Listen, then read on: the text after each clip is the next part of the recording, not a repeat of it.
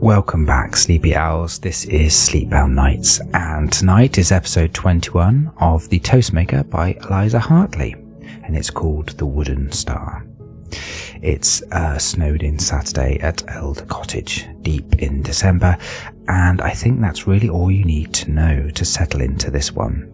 The world outside has gone quiet under several inches of overnight snow.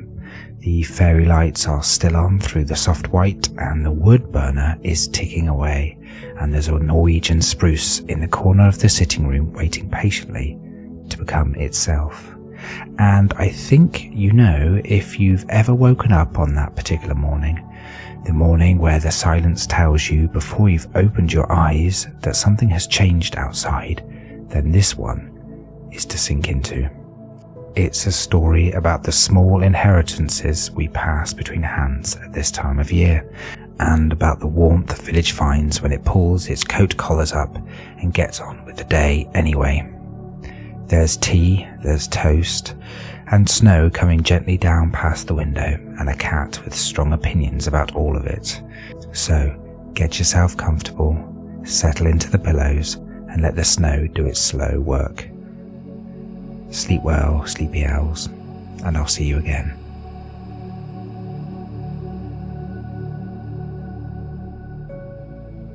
The wooden star. The world had been muffled overnight. Iris knew it before she opened her eyes. The quality of the silence said snow, said deep snow, said the kind of snow that put a hand over the village and held it. The radiator made its small morning ticking. Moss was a curve of warmth in the bend of her knee. The room was lighter than it should have been at 7:30 in December, because snow did that, gave you back the light that the season had been busy hoarding. She turned her head on the pillow.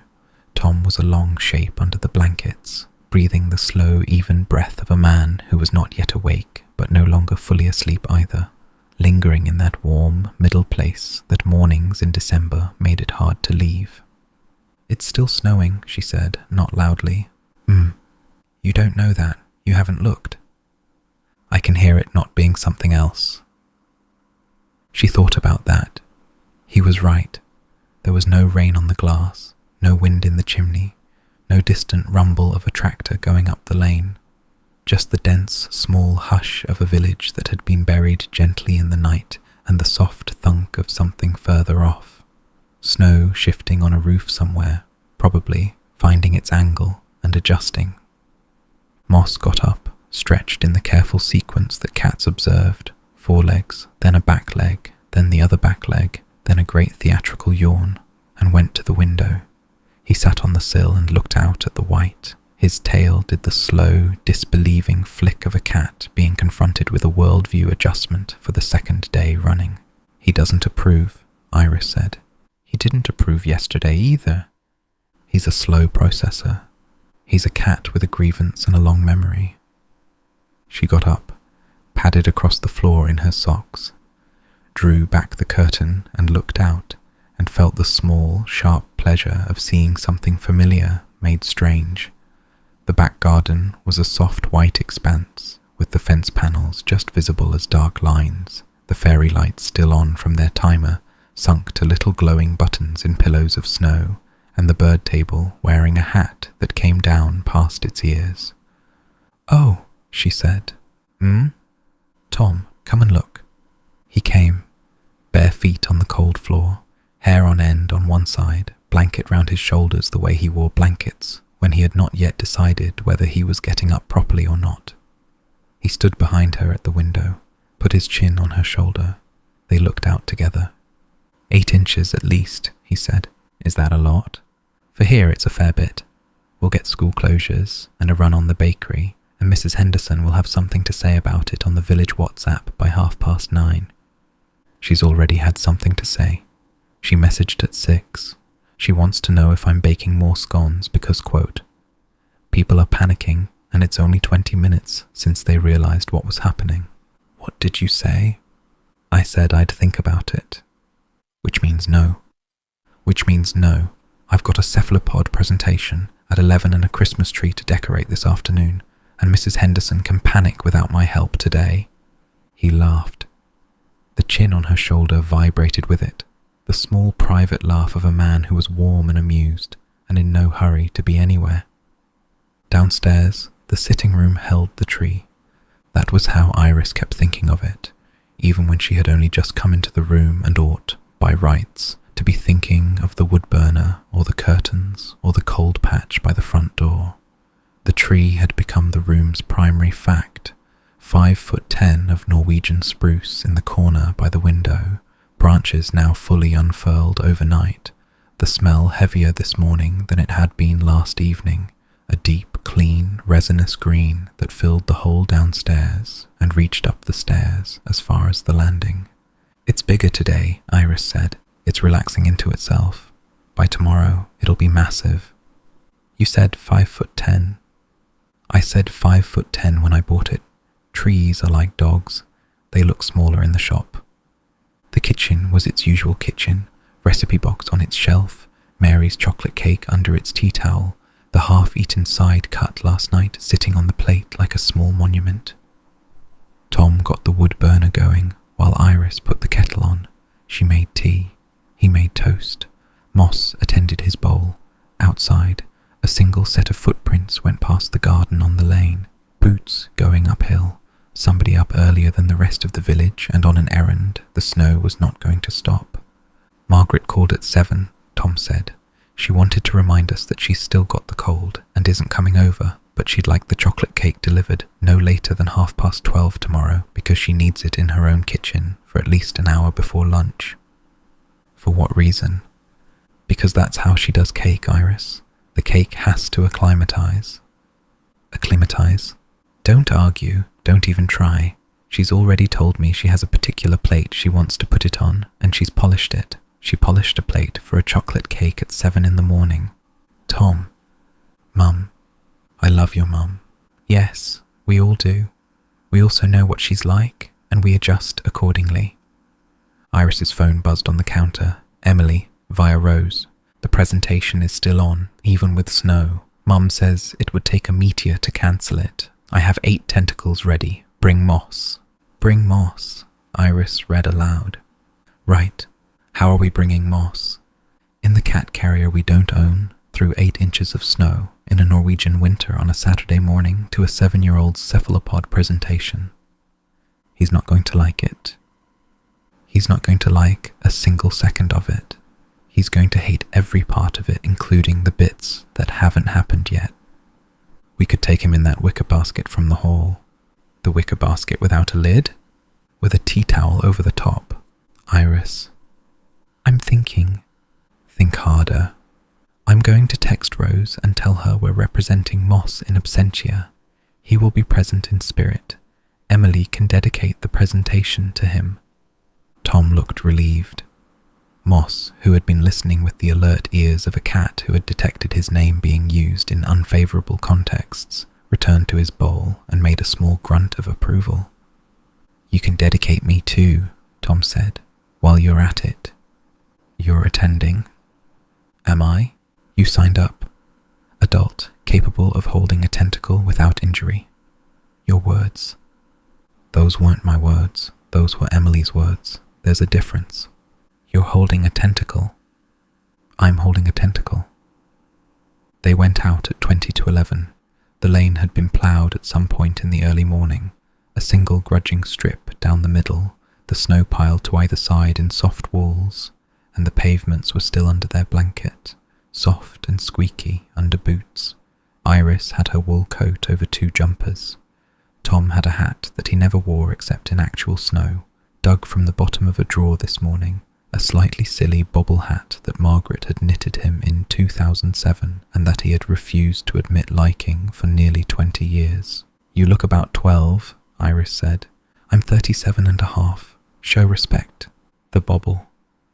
"Don't bring the bobble into this. The bobble has earned its place."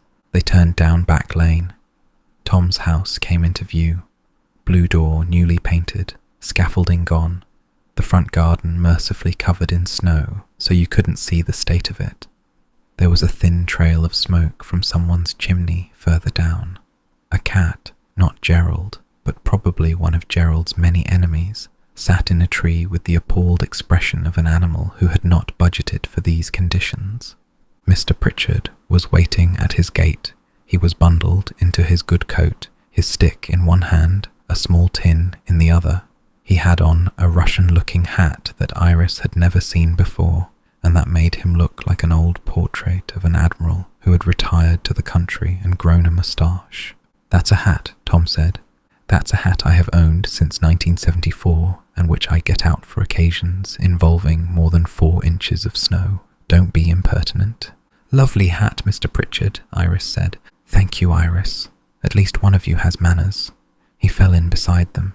His stick made small pat marks in the snow alongside their boot prints, the regular rhythm of a man who had walked through worse winters than this and was not impressed by today.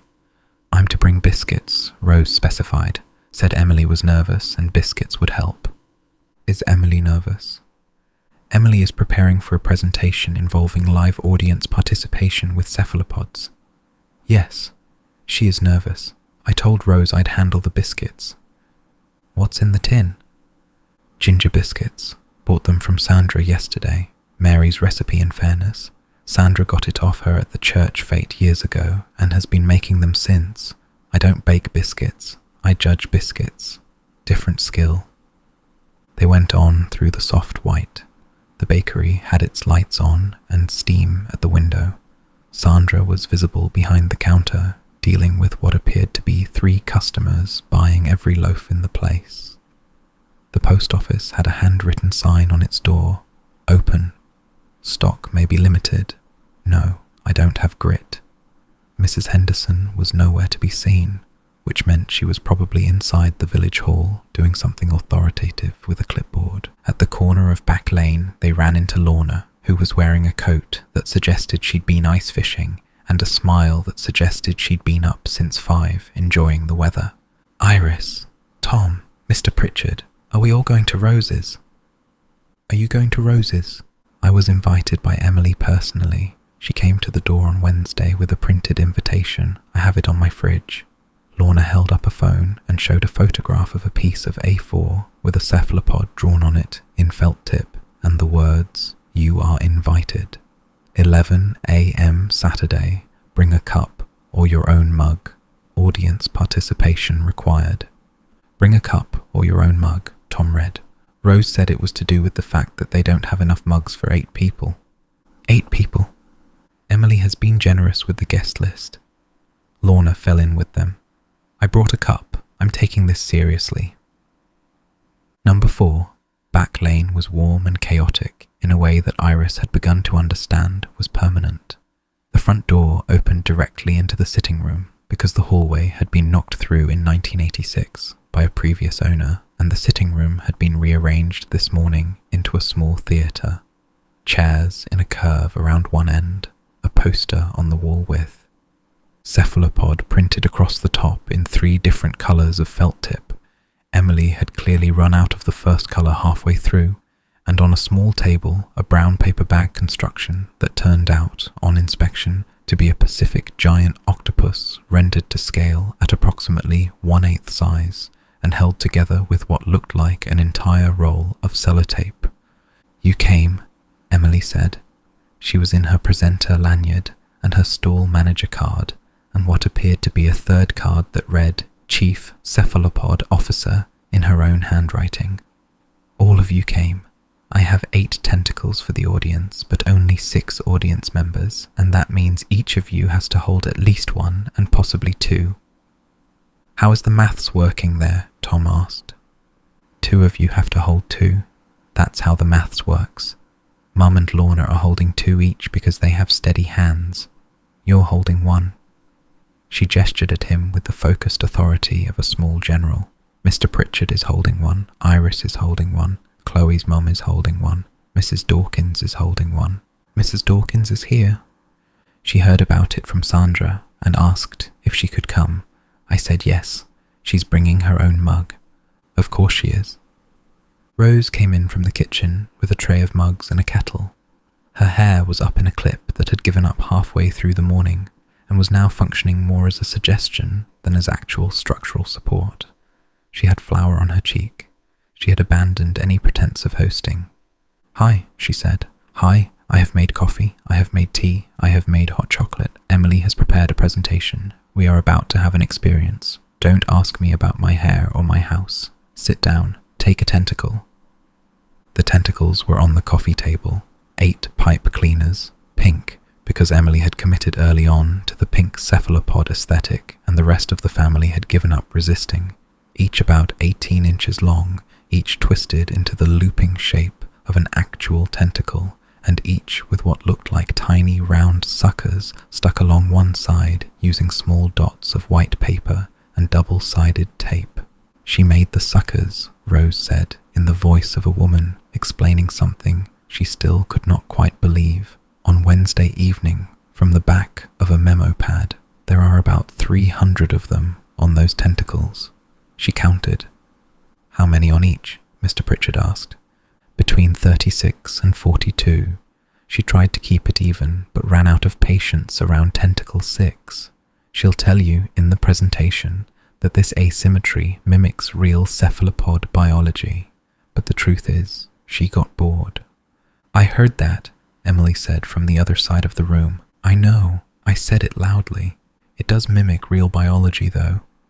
"Sure it does, love."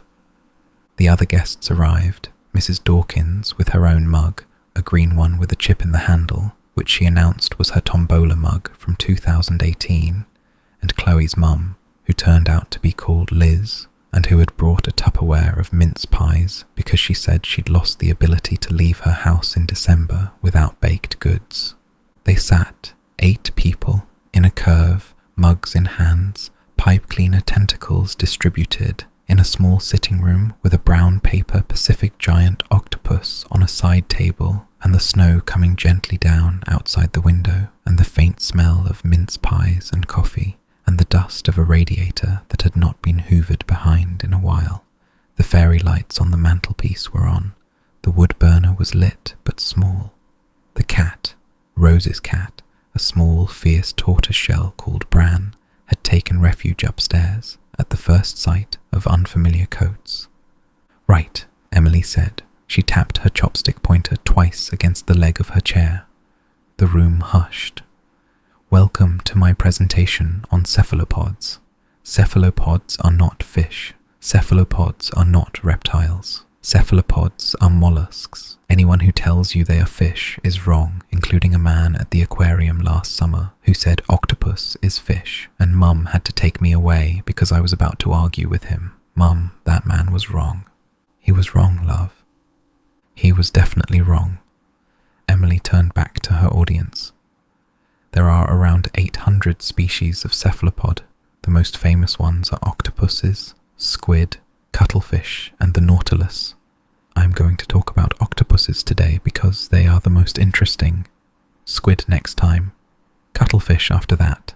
Nautilus possibly never because nautilus are quite slow and don't do much." "Strong opinion," Tom said sideways to Iris. "She's been refining the curriculum." Emily lifted her chopstick and pointed at the brown paper octopus on the side table. "This is a Pacific giant octopus. They live in the North Pacific Ocean. They can weigh up to 50 kilograms, which is heavier than most of you in this room. They have 8 arms. The arms are not legs. Calling them legs is wrong. Mum, you called them legs last week." "I'm sorry, love. I'll be better." On each arm there are around 240 suckers, but I only had time to make about 38 on each pipe cleaner. This is artistic compression." "Artistic compression," Mr Pritchard murmured, with the delight of a man who had just heard a phrase he intended to use himself at the next opportunity. "Now," Emily set down her chopstick. "Important fact.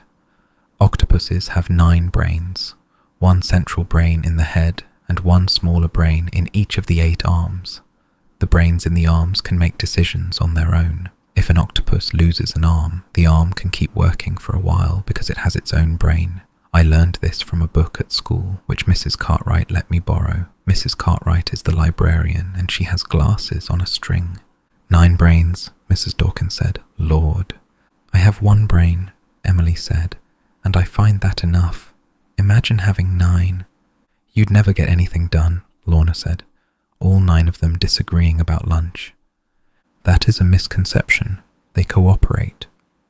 Emily turned to the small white board she had set up on the easel by the window. She had drawn a head and 8 arms and written numbers from 1 to 9 in a small, careful row. The central brain coordinates. The arm brains do their own jobs. It's like a team, like the village. Mum, you said the village is a team. I did say that. So an octopus is like a tiny village. An octopus is like a tiny village, Tom said. I'm going to remember that. Now I need everyone to lift their tentacles. The audience lifted. 8 pink pipe cleaner tentacles went up around the room, Lorna with 1 in each hand, Rose with 1 in each hand, the rest of them with 1 apiece, and the room briefly became a small forest of pink fronds, suckers wobbling, the whole arrangement very serious and very ridiculous at the same time.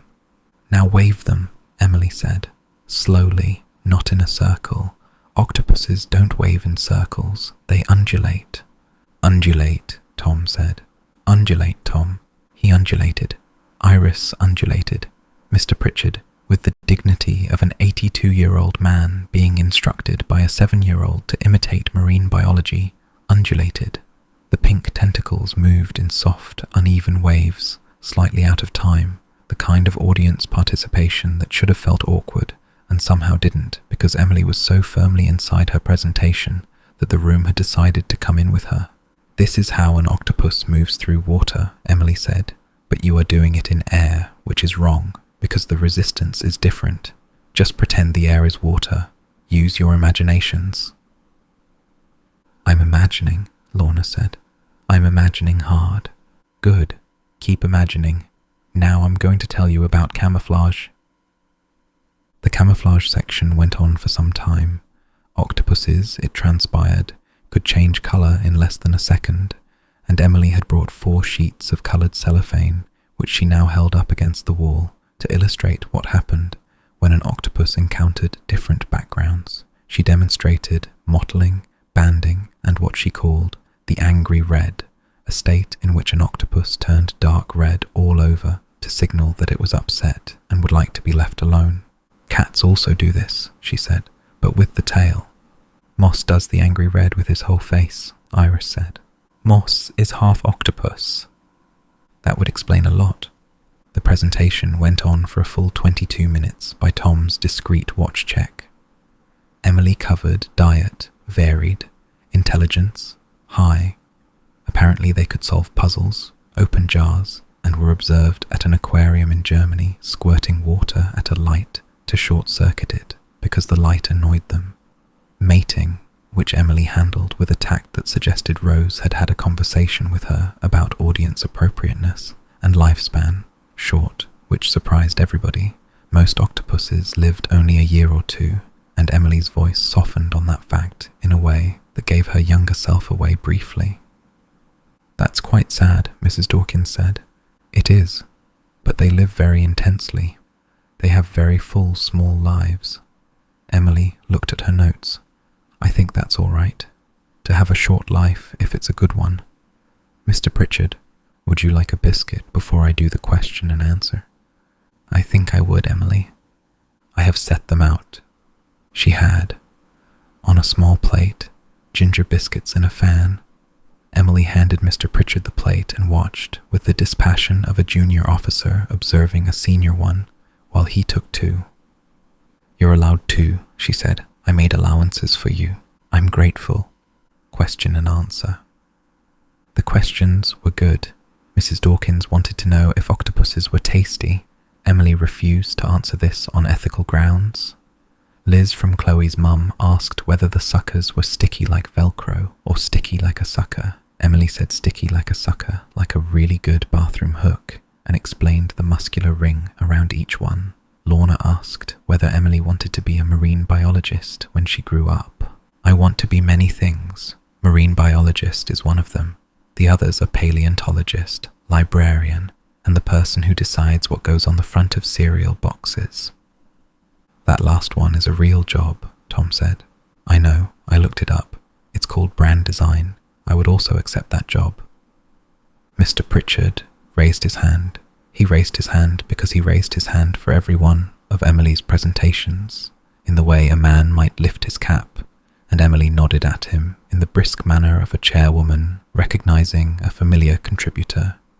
Mr. Pritchard, the arm brains, the 8 smaller brains, did they get on with each other? Emily considered this. She did not give a quick answer. The room watched her think, the small downward look, the small chew of the inside of her cheek, the small upward look at the ceiling where the answer might be hiding behind the lampshade. She was being asked a question she had not anticipated, and she was giving it the respect it deserved. "I don't know," she said at last. "I don't think anyone knows. I think probably yes, mostly.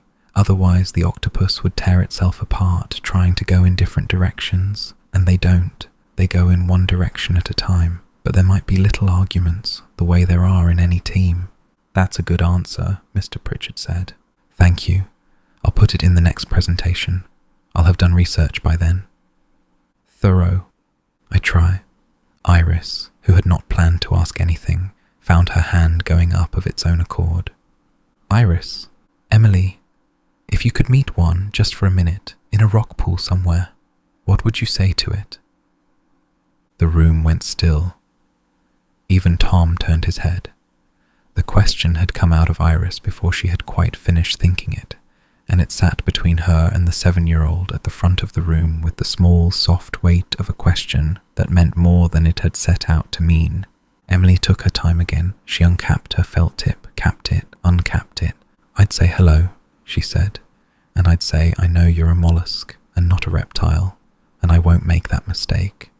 And I'd say, I think your 9 brains are amazing, and your suckers are amazing, and I'm sorry your life is short."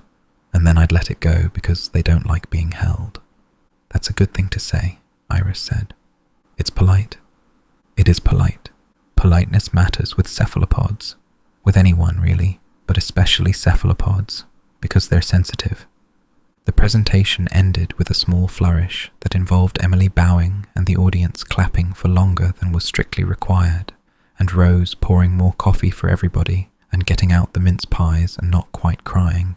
Emily sat down on the carpet beside Mr. Pritchard's chair and undid her chief cephalopod officer card, the formal phase over, and immediately asked him whether he thought she had done a good job. "Best presentation I've seen all year, Emily. You said that last time.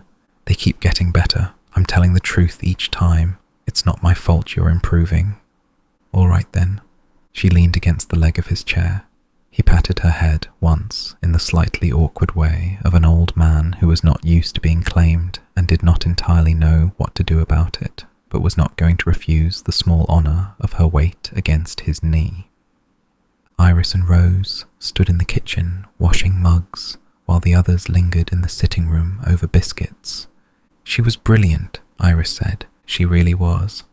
That answer about the rock pool. Don't." Rose held up a hand. "Don't make me cry over the washing up. I've already cried twice this morning, once when she came down in her lanyard, and once when she put the mince pies on the plate at angles she thought were attractive. How are you?" Rose looked at her. The kitchen was warm. The kettle had just gone off again. From the sitting room came the rising, falling cadence of Mr. Pritchard telling a story about a squid he had seen at Sea Life Hunstanton in 1976, and Lorna laughing at something, and Mrs. Dawkins making the small, encouraging noises that were the standard British soundtrack to anyone telling a story. "I applied," Rose said. "Birmingham?" "Birmingham. Wednesday night. After I closed and reopened the application about 9 more times. Eventually, I just pressed it. I thought, what's the worst that happens? And I pressed it." She didn't look at Iris. She was drying a mug very thoroughly. "I haven't told Mum. I haven't told Emily. I've told you, and now I've told a tea towel, and that's about it."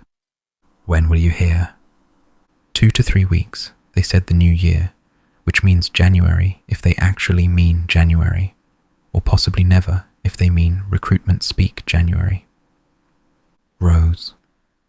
"Don't tell me it's brave. I don't want it to be brave. I want it to be ordinary. Pressing buttons should be ordinary. It is ordinary most of the time, but also it's not. Sometimes it's a button."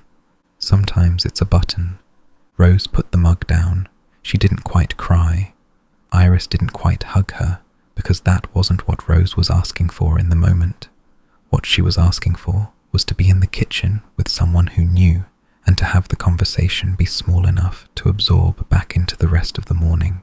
"Tell me later," Iris said, "when you've heard, even if it's a no. You'll be the first." "All right then. All right then."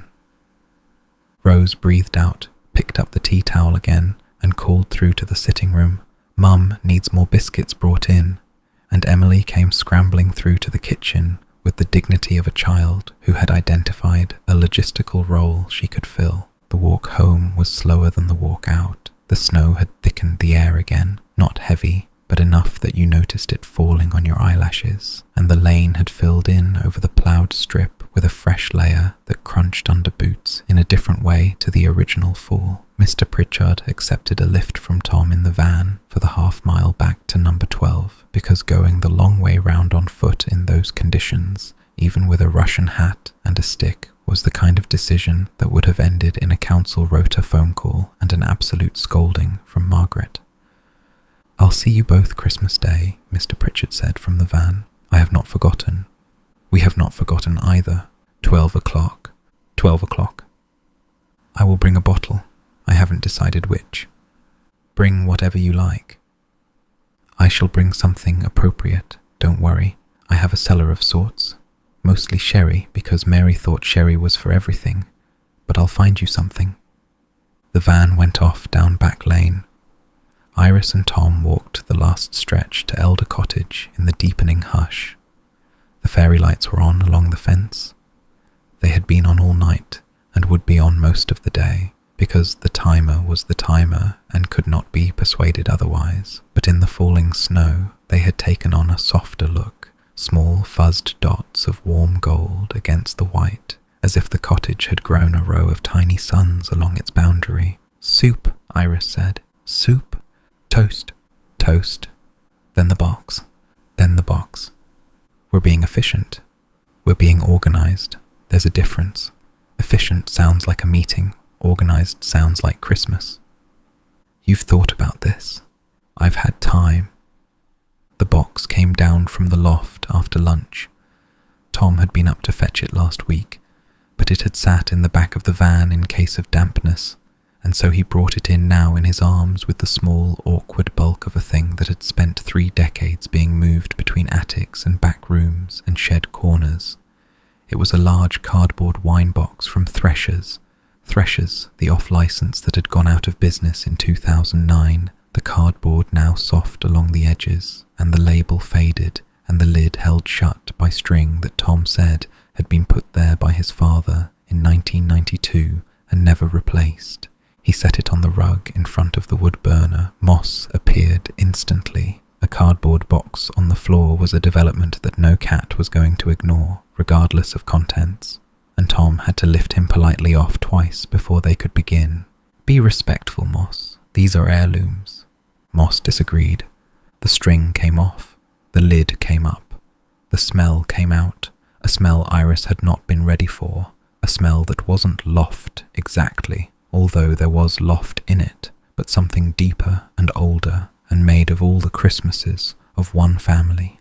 Tissue paper that had been folded around glass since 1981, cardboard that had once held mince pies, the dry, sweet ghost of a pine needle that had been at the bottom of the box since 1996, when someone had put the decorations away in a hurry, and underneath everything the very faint smell of John Avery's pipe tobacco, which Tom went still over for a second when it reached him.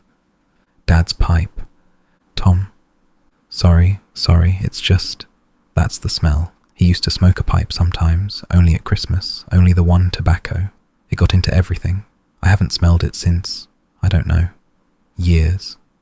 Take your time. I'm taking my time." He took his time. He sat back on his heels. He breathed in. He breathed out.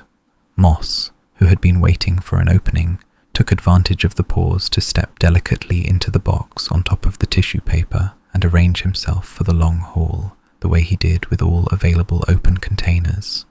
Tom didn't move him, They left moss to it. "All right," Tom said. "Round one. Lights."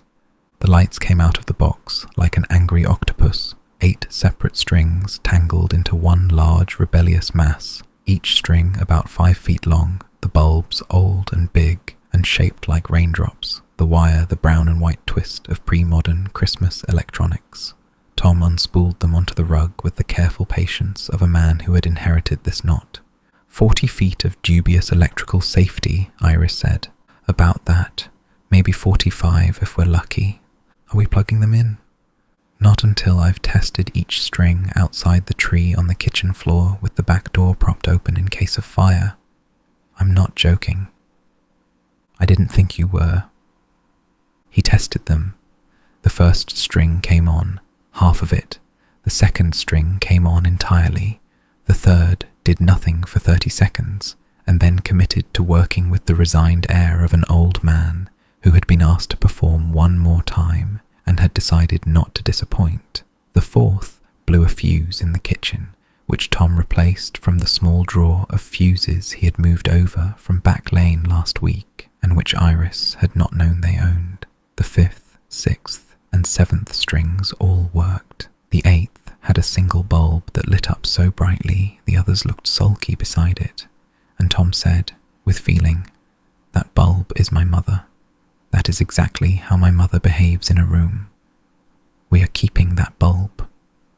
Lights tested. Lights wound on the tree in the slow back and forth that he said his father had taught him, from the bottom up, around and around, working into the branches as well as around them, a 45-minute job that required 2 people, because someone had to hold the slack and someone had to do the winding. "Don't pull tight," Tom said. "If you pull tight, they sag in the night. Mum told me that 15 times before I understood what she meant." "All right." Loose, generous, like a hug. Like a hug, all right. They worked round the tree. The branches received the lights gently. Moss left the box at one point and came to inspect the operation, sat on the carpet at a strategic distance, decided he disapproved on principle, but was reluctantly fascinated, and returned eventually to his box. Outside, the snow kept up. Inside, the sitting room got slowly brighter as more of the strings went on and the bulbs found their places among the dark green needles, and the smell of pine deepened with the warmth, and Iris had the small, clean thought that this was what other people had been doing in other living rooms for as long as anyone could remember, and now she was doing it too.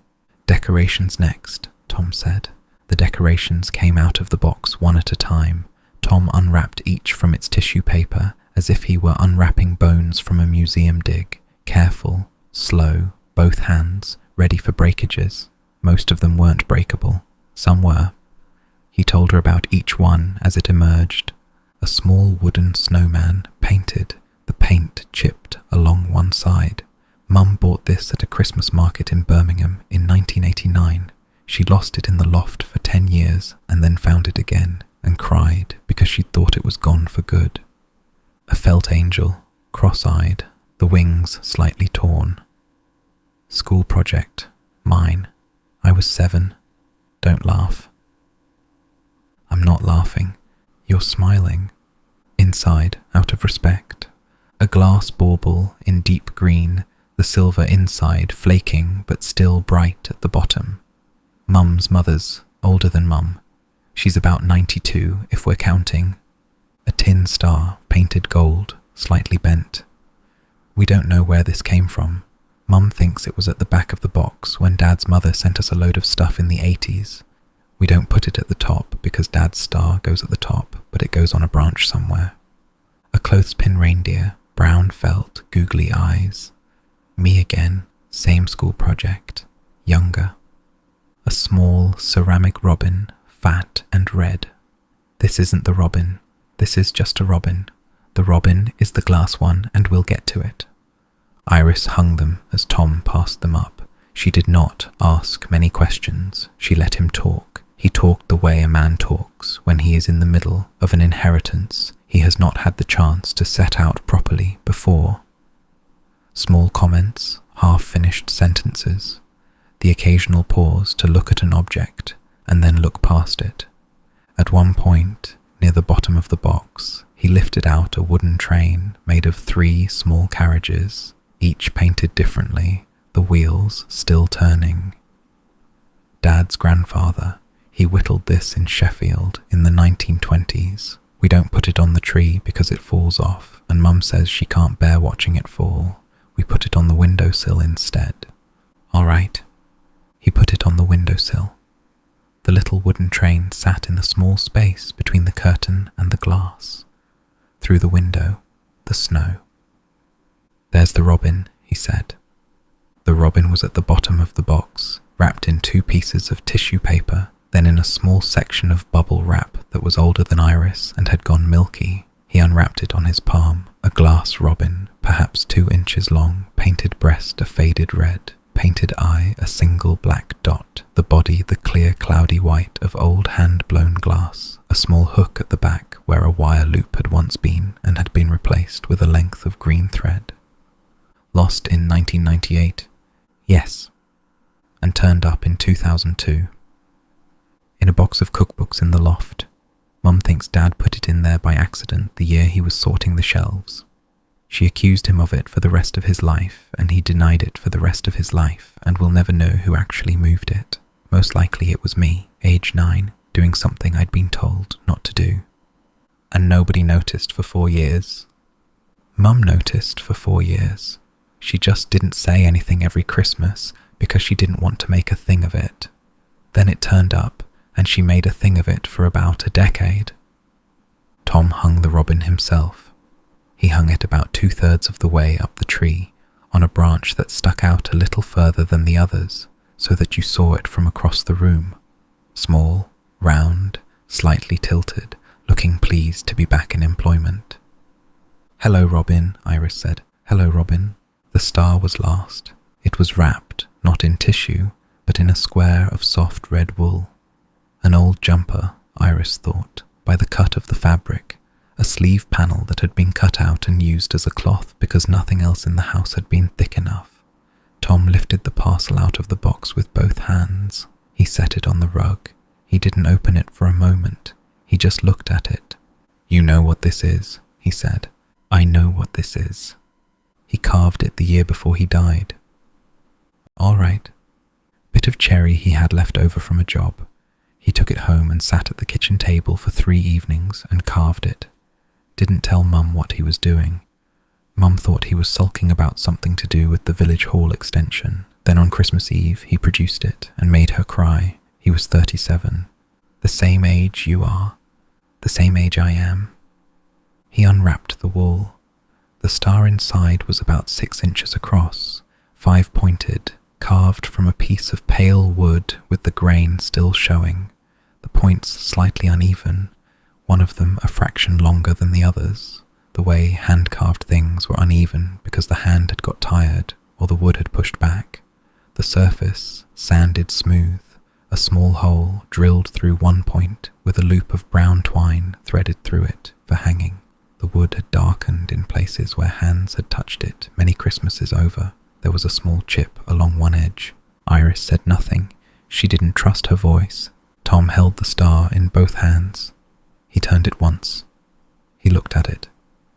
He wasn't a great carver, actually. He was a builder. Carving was a thing he did sometimes in the evenings to settle his head down after the day. He used to do little spoons, mostly. There's a spoon at Mum's that he made me when I was born. It's in the kitchen drawer. He turned the star again. This was the only star he ever did.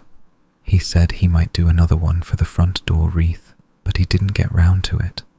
It's beautiful. It's a bit wonky. That's why it's beautiful. That's what Mum said. She used to put it up herself every year. She wouldn't let me near it until I was about 15. She thought I'd break it. Then I helped her one year and she just handed it to me and walked off. Didn't say anything. I knew what she meant though. He looked up at the top of the tree. "Right. I need a chair." "I'll hold the chair. Hold the chair tight. If I fall off this chair on Christmas week -5, I'll never live it down." She held the chair. He stood on it, The tree was nearly his height, with the chair giving him another foot, and he reached up to the top branch, the leader, the small upright spike at the very crown, and slipped the twine loop over it carefully, settling the star down until its weight made the leader bow a fraction, and the star sat just slightly tilted at the top of the tree. He didn't straighten it. The tilt was the tilt. The tilt was part of the star. The tilt was John Avery's hand and the small unevenness of 3 evenings in October 1987, and the chip along the edge and the smoothing where Margaret's thumb had rubbed it every year for nearly 40. "There," Tom said, getting down off the chair. "There. Switch the lights on." She switched the lights on. The tree came alive in stages, string by string, as the old wires woke up to current. Old bulbs glowed slowly to full brightness, the way old bulbs did, taking their time to remember how to be lit. The star at the top caught the warm yellow upward cast of the highest bulbs and went honey-coloured along its grain. The robin glowed from its branch, the wooden snowman shone, the cross-eyed felt angel had its moment, the glass bauble from Margaret's mother caught the light and threw a small green spot onto the curtain. The whole tree took on its full self in the corner of the small sitting room of Elder Cottage on a Saturday afternoon in deep snow, and Iris stood in the middle of the carpet with her hand still on the switch and felt the room around her as if, for the first time, Tom was beside her. He had not said anything for a few seconds. He was looking at the star. "He'd have liked this room," he said. "You think?" "He'd have liked the fence. He'd have liked the wood burner. He'd have liked you." "You don't know that." "I know that." "You can't know that." "I know that." "All right then." "He'd have stood here and said something gruff about the way I've routed the lights, and we'd have argued for 10 minutes about whether the angel goes left or right of the robin, and Mum would have come in with shortbread and told us both off, and that would have been the afternoon." "That would have been the afternoon." Iris's hand found his. They stood for a moment with the tree lit in front of them, and the snow falling outside, and the wood burner ticking, and Moss in his thresher's box on the carpet looking smug. The star at the top tilted to its slight uneven angle, and the bulbs glowed their warm older yellow, and the smell of pine settled into the small sitting room of Elder Cottage and stayed. "Tom." "Yes." "Thank you." "For what?" "For the tree, for the star, for all of it." "I didn't do most of it." "You did some of it. I held the lights." "You held the lights." "All right then." He kissed the top of her head, brief, soft, the kiss of a man who was not given to declarations, but who would, in moments like this one, do the small physical thing that meant the declaration anyway. Later, when the box had been repacked for the loft, minus the things that would now live in the cottage's own loft come January, when the wooden train had been moved twice for cat-related reasons, when Moss had committed entirely to occupying the empty thresher's box and refused to move for any reason, including dinner, they sat on the sofa with cake and tea and the tree on. The snow had thickened again outside, properly thickened this time, a steady fall that meant tomorrow's drive to Margaret's would be a thoughtful operation. The fairy lights along the fence were on. The wood burner was at its best heat. The cottage held the day's accumulated warmth and seemed, in its quiet way, pleased with itself. The phone buzzed. Margaret. Tom's father carved that star at the kitchen table in October of '87. I cried on Christmas Eve because of it. I still cry. Iris. Tom always hangs it slightly tilted because his father always hung it slightly tilted. Don't let him correct it. Iris read the message twice. She handed the phone to Tom. Tom read it. He didn't say anything for a moment. Then he typed, "It's tilted. Margaret, good boy. Then, 12:30 tomorrow. Don't be late. Cake first. Lunch when I say. Mr Pritchard says he's coming too if the lanes are passable. I'll feed him. Iris. We'll be there. Cake will be there. Margaret. Good girl." The two-word affection landed again. Iris had decided yesterday that she didn't mind it. Today, she found she didn't mind it at all. Good girl. The territorial fondness of a woman who had decided to claim her by way of polished plates and chocolate cakes, and the demand to be brought things by particular times. It would do. It would more than do. Carolers tonight, do you think? She asked. 8 o'clock, the same as yesterday. Vicar's youth group is doing rounds all weekend. I think tonight they're working their way down from the church. We'll need more pound coins. I've got pound coins. I went to the post office on Thursday specifically for that purpose. You're being a very good Tom about Christmas. I've been preparing all year. Liar. I've been preparing for 3 weeks, since you said the bit about the 4 bauble years in Reading. That hurt me, Iris. I went and counted my baubles. How many did you have? 11, plus 3 things from Mum's box that are technically Mum's, so 14 with mild dishonesty. You won. I won by 10, which is not a win, which is also a bit sad. It's a bit sad. Anyway, 46 now, approximately, with the new tree and all of Mum's old things and the bauble Sandra gave you last week that I forgot to tell you about. Sandra gave me a bauble. She gave me a bauble for you. It's in my coat pocket. I forgot. Sorry. It's been a busy month. He went to the coat, came back with a small twist of brown paper. Inside, a bauble, pale ivory ceramic, painted with a single small loaf of bread, and the words, "The Toast Lady of Elder Cottage," in tiny, careful blue letters, and signed on the back, S from the bakery, December 2025. Iris held it on her palm. She didn't say anything for a moment. She made it on a course, Tom said. She does pottery on Tuesdays in Greater Darlow. She said she made one for you, and a different one for Mr Pritchard, and a different one for Margaret, and well, anyway, she made you that one. The Toast Lady of Elder Cottage. That's apparently what they call you in the bakery, according to Sandra. She didn't say in what tone. It's all right. I'll claim it. Where shall I hang it? Front of the tree, somewhere middle, so you see it first when you come in. He hung it. It went on a branch that stuck out at exactly the right angle, in front of the green glass bauble from Margaret's mother, and to the right of the glass robin, where it caught the lights nicely and looked against the older decorations, both newer and already at home, as if it had been planning to be there for some time and had only just got around to it. Iris looked at the tree. She looked at the star at the top, tilted, John Avery's 3 October evenings in 1987 still in it. She looked at the robin, lost and returned. She looked at the wooden train on the windowsill. She looked at the small ivory bauble with her ridiculous new title written on it in blue, and at Tom standing beside her in his socks, with the wool of his jumper smelling faintly of the loft box and the dust of decades of Christmases, and at Moss in the thresher's box with his chin on the rim, observing everything. "It's properly Christmas now," she said. "It's properly Christmas now." The carolers came at 8, as promised, 5 of them this time, with a recorder, which was a small disaster, but a touching one.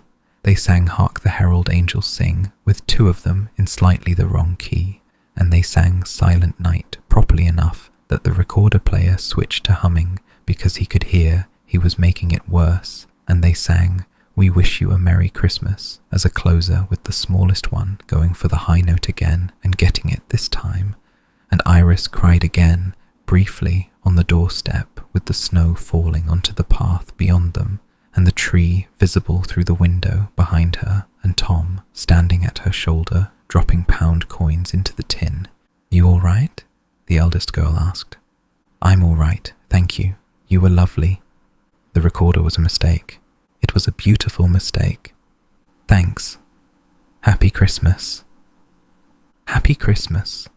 They trooped off into the snow, the small one already discussing with the eldest whether they ought to retire the recorder before the next house, the recorder player defending himself with quiet dignity.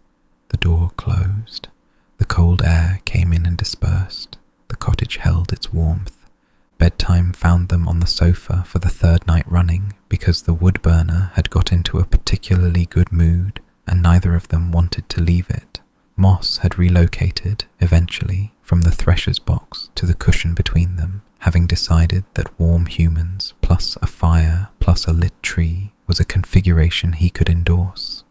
The tree glowed its old bulb glow. The star tilted at the top. "Tomorrow," Tom said. "Tomorrow. Mum at 12:30. Mum at 12:30.